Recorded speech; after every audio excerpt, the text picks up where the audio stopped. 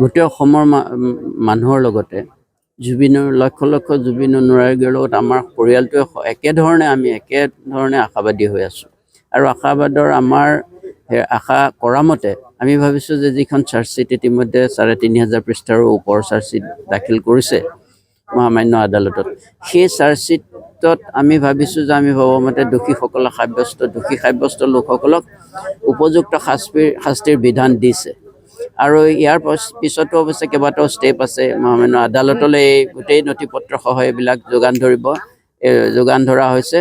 সেইবিলাক কোৰ্টে এতিয়া বিচাৰ কৰি চাব আৰু আল্টিমেটলি আমাৰ আশা আছে এই যিকেইজন হৈছে দোষীসকলক কোৰ্টে আদালতে ন্যায় প্ৰদান কৰিব, শাস্তি প্ৰদান কৰিব।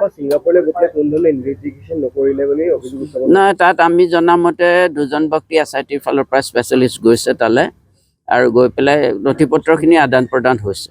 সেইটো কথাটো মই জানো, কিন্তু গুপ্তা চাহাব নিজে গৈছে নে সেইটো মই পাহৰিছোঁ।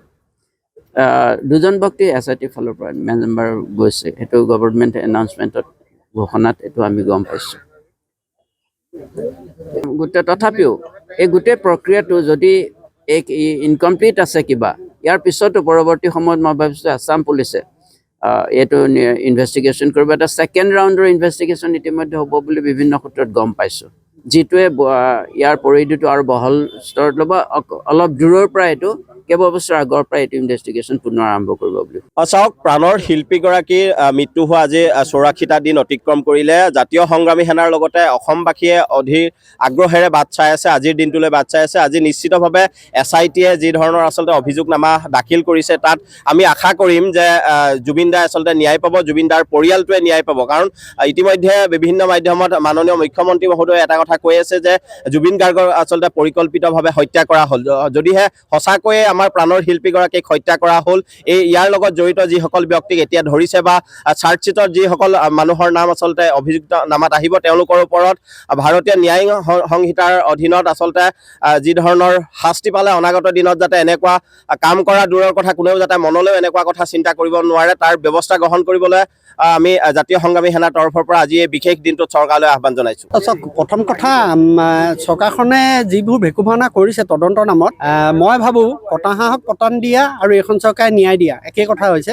যিহেতু আপুনি চাওক, আমাৰ ঈশ্বৰ পুত্ৰৰ শেষ নিশ্বাস ত্যাগ কৰিছিলে ছিংগাপুৰত, আৰু ছিংগাপুৰত যিটো স্থানত ত্যাগ কৰিছিলে তাত অসম এছ'চিয়েশ্যনৰ তন্ময় ফুকনকে আদি কৰি কেইবাজনো ব্যক্তি সন্মুখত আছিলে, ঘটনা স্থানত আছিলে আই উইটনেছ হিচাপে।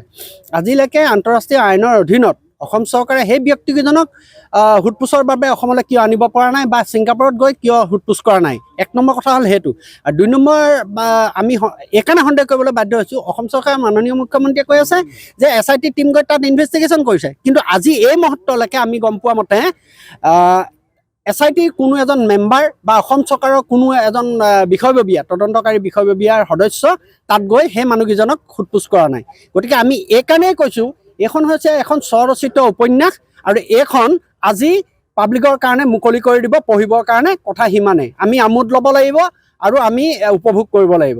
এতিয়া সেইকাৰণে আমি ক'বলৈ বাধ্য হৈছোঁ যে কণা হাঁহক পতান দিয়া আৰু এখন চৰকাৰে ন্যায় দিয়া।